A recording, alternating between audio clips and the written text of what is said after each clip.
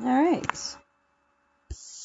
Second installation of solutions notes is energy of solution formation.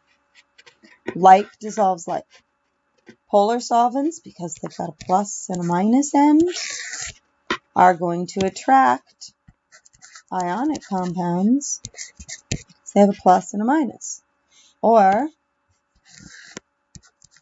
they're going to attract different polar molecules, again, because of the plus and the minus. So we need nonpolar to dissolve nonpolar. So the steps involved in this is the solute expand the solute. That means it kind of has to be separated, disrupt some intermolecular forces so that it can interact with the solvent. Same with the solvent. Those steps are endothermic. They require energy. When you combine them, it releases energy. So you see we've got our enthalpy of solution, delta H of solution, which we actually kind of looked at this.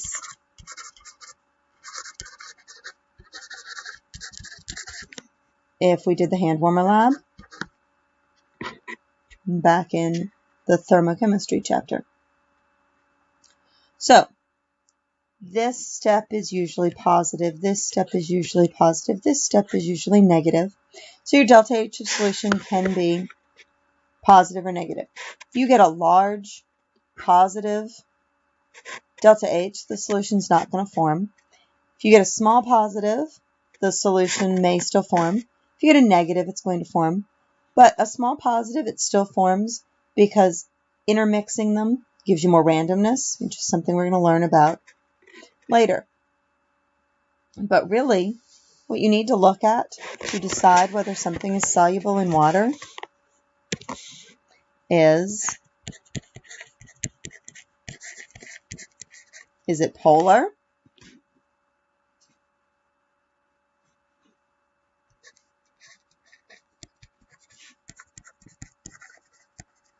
Can it hydrogen bond?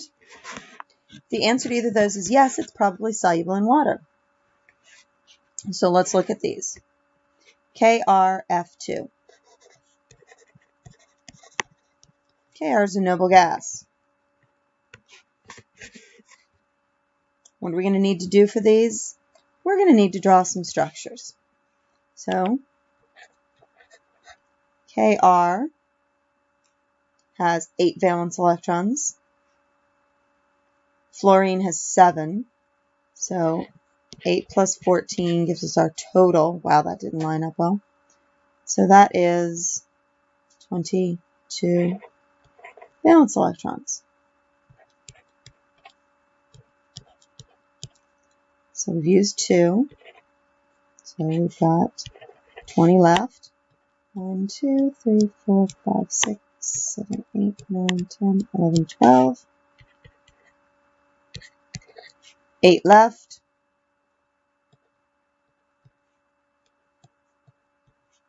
Okay, so we have an octahedral arrangement around this.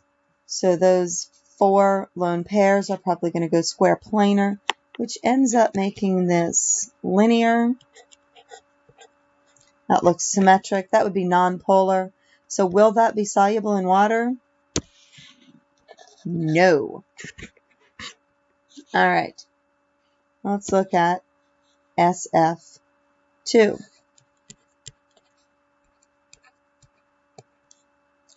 All right, so we have 14 plus 6. We've got 20 electrons to work with. So 2, 4, 6, 8, 10, 12, 14, 16, 18, 20. That's going to be bent. So as long as the electronegativity difference between sulfur and fluorine is greater than 0.4, this is going to be polar. Fluorine is 4. Sulfur is 2.5.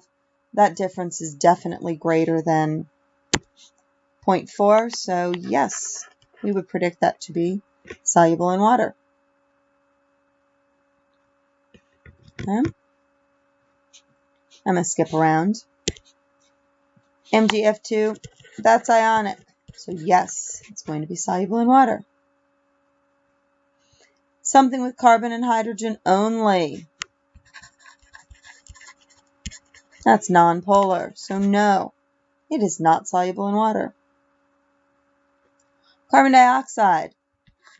We did carbon dioxide on several different things when we were doing molecular structures, so that's probably one that's easier to remember. That is linear and symmetric and nonpolar. So we would predict no, it can't dissolve in water.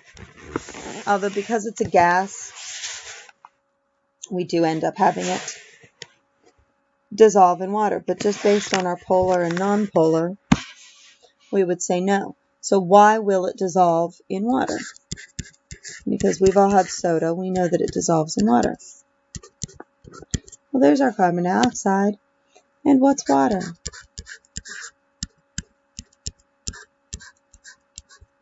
Okay. So maybe we have hydrogen bonding going on.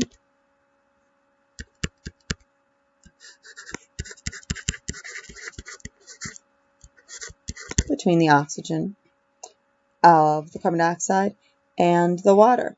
I'll have to check on that. Yeah. Carbon in the middle. Hydrogen's on the end.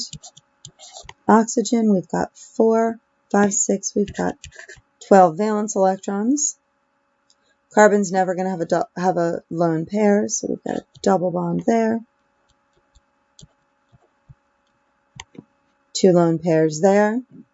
Would we expect this to be soluble in water? Yes, because that we can get some hydrogen bonding. So that's reasonable that would explain it in carbon dioxide. Okay, SO2, there's sulfur in the middle and our oxygen's on the side. We've got 18 electrons to work with, so 2, 4, 6, 8, 10, 12, 14, 16. That only leaves 1 there, so that can't be it. So we'll erase a lone pair from oxygen. Pretend we didn't erase oxygen. And give it a double bond instead. So we would predict that, yes, this would be soluble in water.